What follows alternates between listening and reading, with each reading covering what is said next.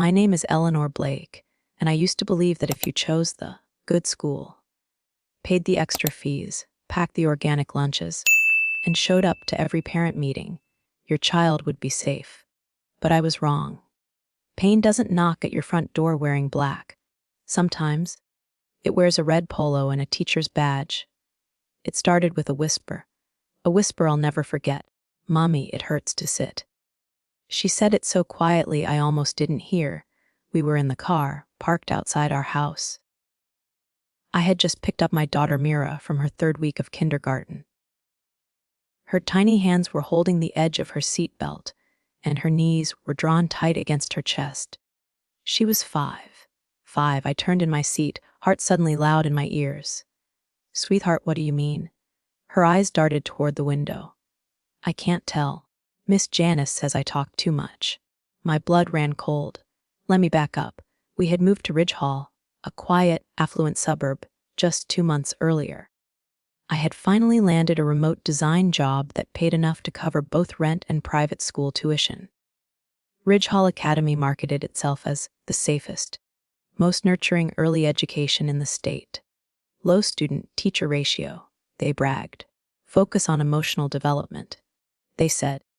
And the hallways were decorated with watercolor rainbows and handprint art. Every corner smelled like lemon disinfectant and overpriced craft glue. The headmistress, Miss Rowell, was polished and thin-lipped, the kind of woman who says, "Sweetie," to grown women and thinks decaf coffee is an insult. The first note came home in Mira's backpack after week 1. Mira was unfocused today. She struggles to follow instructions. I brushed it off. She was still adjusting. The second note was more direct. Mira refused to stay seated during story time. She exhibits defiant tendencies. Defiant. My daughter cried during loud commercials. She said sorry to bugs she stepped on. By week 3, I got a phone call. It was Ms. Janice, her homeroom teacher. "Mrs. Blake, we're having some real difficulty with Mira. She refuses to cooperate during activities and becomes aggressive when redirected." Aggressive? I asked what happened. Janice sighed. "Would try to put her in time, out after she interrupted another student. She screamed, loudly, said she was scared of chairs. Scared of chairs." That was the moment something inside me shifted, something primal. Because I had seen those bruises. I had seen them. 2 tiny marks on the back of her thighs the night before. I thought they were from the playground.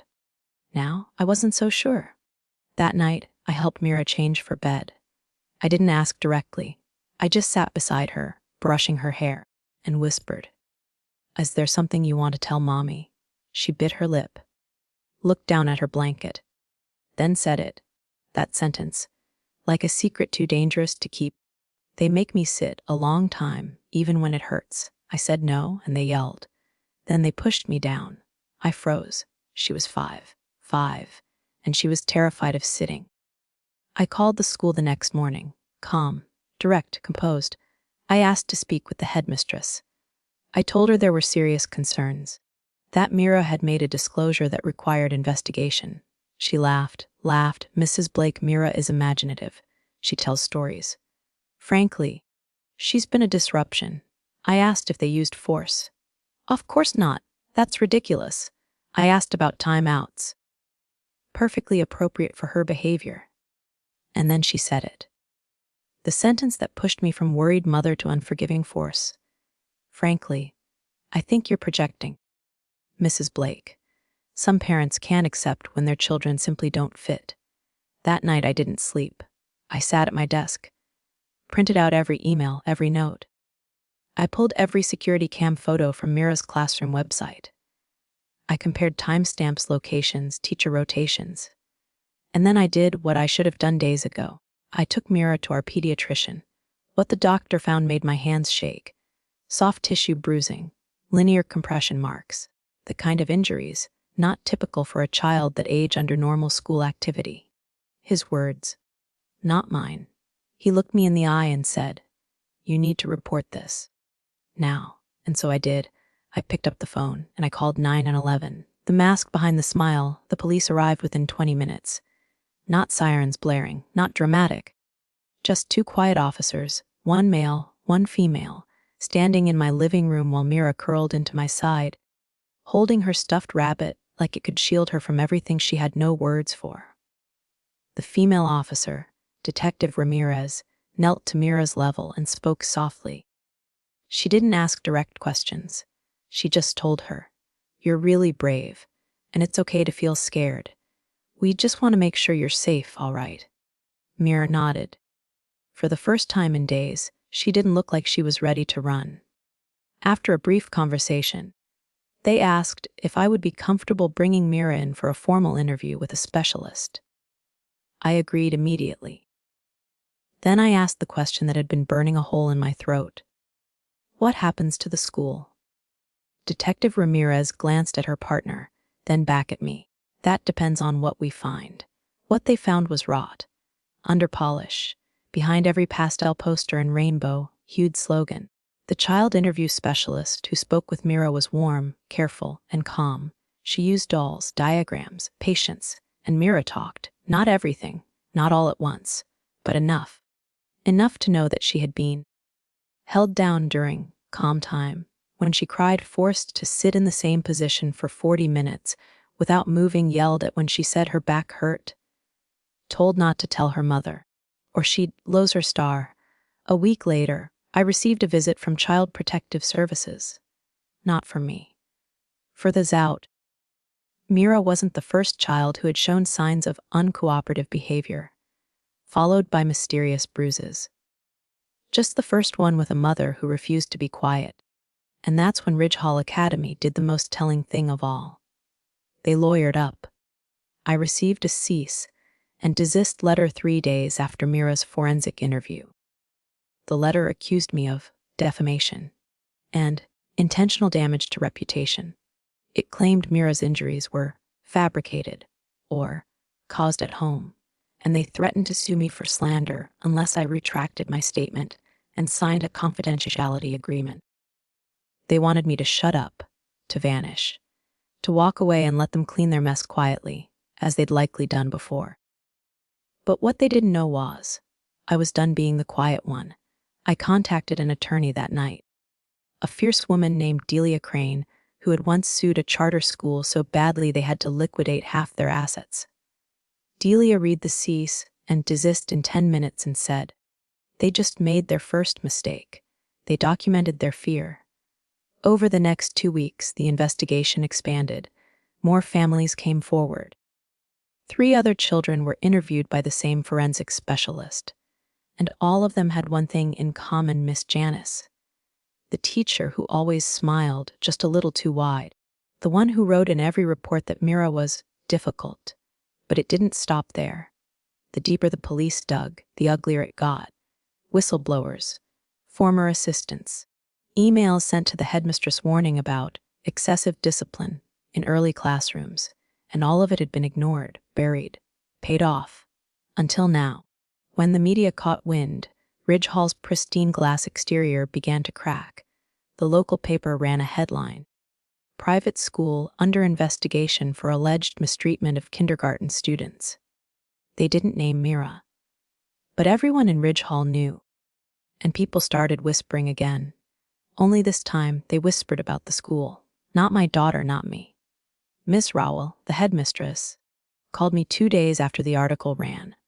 She asked if I'd be willing to discuss a private resolution. Her words. I said I'd be happy to discuss it in court, and hung up. The quiet turns loud. They say revenge is loud, but that's not always true. Sometimes, the most devastating revenge grows in silence, watered by every time someone tells you to let it go. I wasn't out for blood. Not at first. I was just a mother. One who used to believe that institutions protect the innocent. Now I knew better. It was a Wednesday morning when I sat across from Mira at breakfast. She was carefully lining up her strawberries by size, humming softly, her hair still damp from the shower. For a second, it felt normal. But then she adjusted her seat and winced. Tiny, barely visible. But it was there. And I felt it again, that heat rising in my chest. That burn that says someone hurt what is mine. When I was younger, I was always told I was too emotional, too serious, Too intense, too much. So I learned to fold myself in to become pleasant, palatable.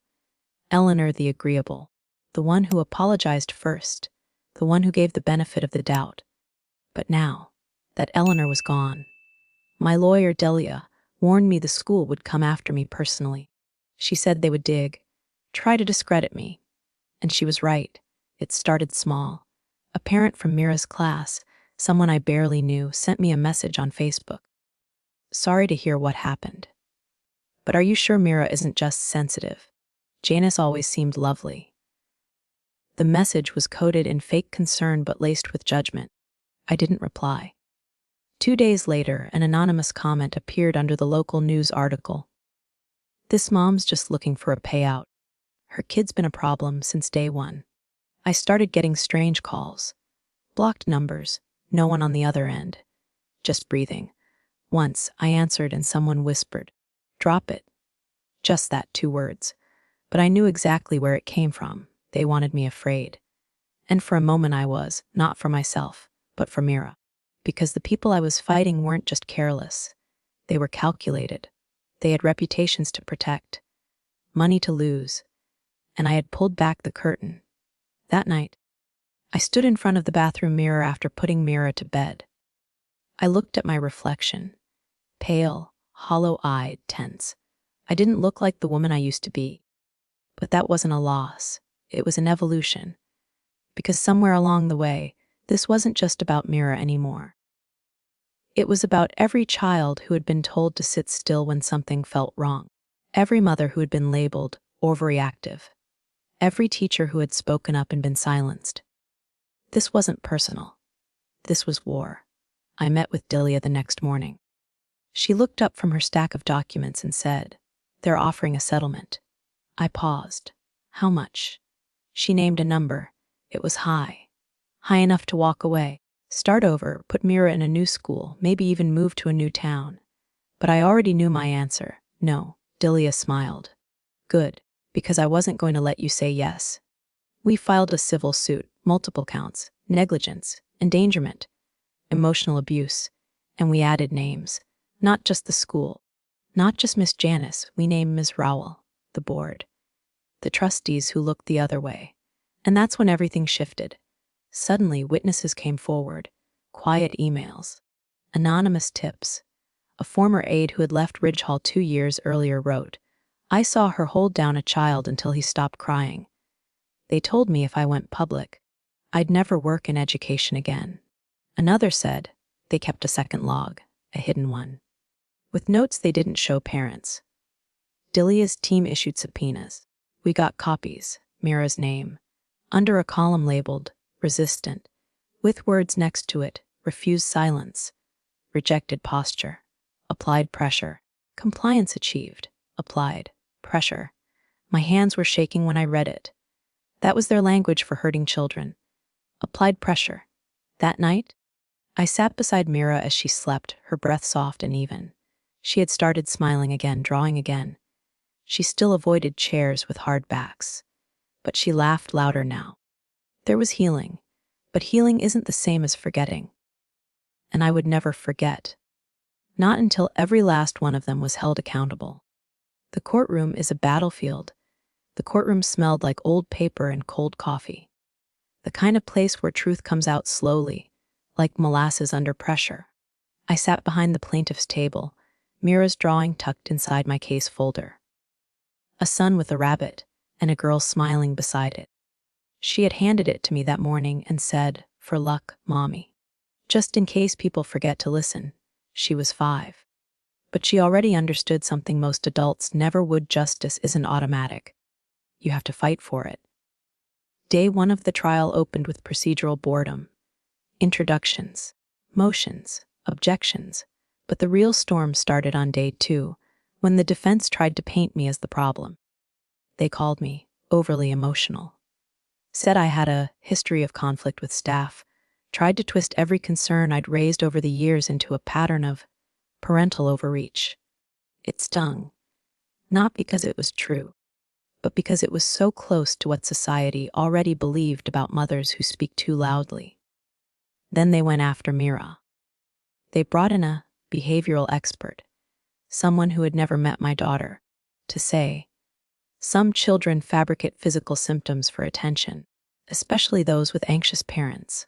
I stared at him, wondering how much Ridgehall had paid him to sell his soul. But we had our own firepower. Delia Crane, my lawyer, didn't flinch.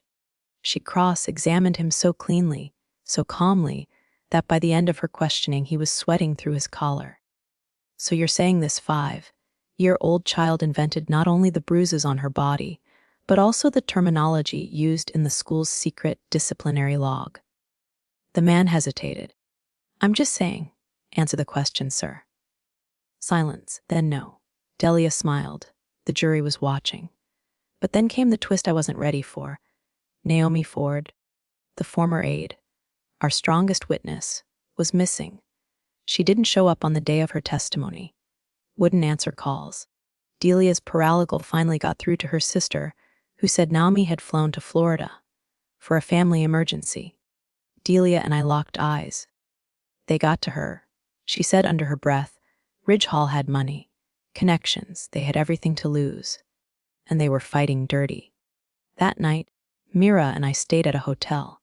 My home suddenly felt exposed. It wasn't just paranoia. Earlier that day, I had noticed a black SUV parked across from Mira's new school, the same one that trailed us once before, but had driven off when I turned around. Coincidence? Maybe. But maybe not. I called Delia. "I don't know if I can keep doing this." She waited a beat before answering. "Then you're exactly where they want you. They don't need to win. They just need you to break." I stayed quiet. Then I said, "They underestimated me." She smiled. "That's what they all do. Until they're sitting under the weight of your truth." The next morning, we filed a court order to compel Naomi's appearance. It worked. Barely she returned to testify 2 days later. But she was different. Eyes down, voice soft, defensive. It was clear she had been coached or frightened. Delia adjusted her approach. Instead of grilling, she asked gently, "Naomi, you mentioned in your original affidavit that you witnessed restraint being used on Mira. Do you remember that?" Naomi looked around the room, then nodded. "Yes." "And did you believe it was appropriate for a child of her size and age?" Long pause. A flicker of something, guilt, maybe no. It wasn't. That was the crack we needed. Delia built on it. Layer by layer, we exposed Ridgehall's internal policies, their alternative documentation system, the emails from teachers who had raised concerns and been ignored. The judge allowed every single piece into the record. By day 10, the courtroom felt different. Heavy with truth, the jury started taking more notes. The defense stopped smiling so much. Ms. Rowell, the headmistress, who had been so poised, began fidgeting in her seat. And Mira, she kept drawing suns. When the walls cracked, I used to think justice arrived in gavel strikes and stern verdicts. But sometimes, justice crawls in quietly through a USB drive handed off in a parking lot. It came from an anonymous sender. No note, no explanation. Just a bubble, wrapped envelope delivered to Delia's office with a single word scribbled in ink. Watch. Inside was a flash drive. Delia ran it through a secure system. The video was grainy, timestamped 2 years ago. The footage. A security camera from Ridgehall's quiet room. What we saw froze the room. Mira, 5 years old, clutching a stuffed rabbit, standing in the corner trembling. Then came the voice, "Miss Janice," cold, clinical. "Sit down and stay there, or I'll hold you again." Mira whimpered something unintelligible. Janice crossed the room and grabbed her by the arm, pushing her into a chair, then pressed both hands on her shoulders, forcefully. Mira's head jerked downward. She didn't cry. She didn't fight. She just went silent. Delia paused the video. No one spoke for a long time. Then she whispered, "We're going to win." We filed the footage into evidence immediately. The judge allowed it without hesitation, and the effect was instant. The jury flinched. The defense team scrambled. Ms. Rowell turned pale. Her attorney requested a recess. It was denied. By the time the video ended, the room was electric, and Ridgehall began to bleed from within. Emails between the board members leaked. Internal discussions about minimizing exposure. Attempts to settle quietly. A message from the chair of the board, sent weeks after Mira's incident. If Eleanor Mathis continues to escalate, we may need to pivot to character-based discrediting. Use the ex-husband angle. They never expected that email to surface. But it did. Everything was falling apart. I watched Ms. Rowell take the stand on day 14. She tried to remain composed. Tried to explain the footage away as misinterpreted behavior management. But Delia was relentless. Is that what you call restraining a child without parental knowledge? Behavior management. It was necessary for her safety. Was she a danger to herself, Ms. Rowell? No. But was she a danger to others? No. Then what exactly was the danger? That she didn't obey quickly enough. Rowell faltered. That was the beginning of the end. The trial wrapped 2 days later. The jury deliberated for just over 3 hours. When they returned, I couldn't breathe. Then I heard the words, "We find in favor of the plaintiff, Eleanor Mathis," and "We award punitive damages in the amount of." Delia gripped my hand tight. But the number didn't matter. What mattered was the silence in the courtroom.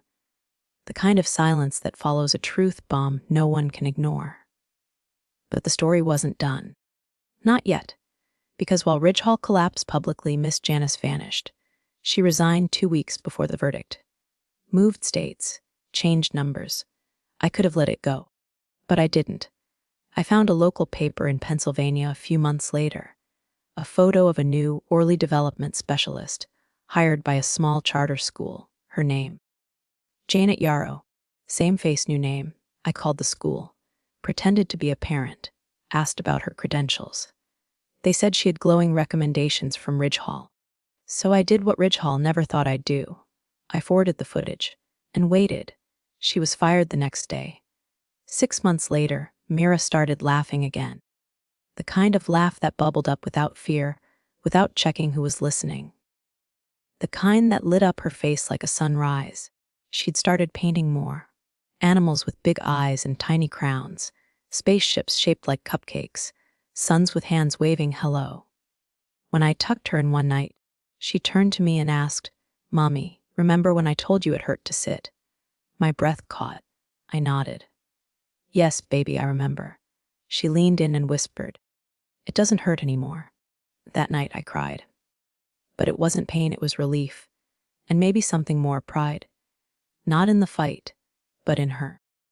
In the quiet resilience of a 5-year-old girl who had every reason to disappear, but didn't.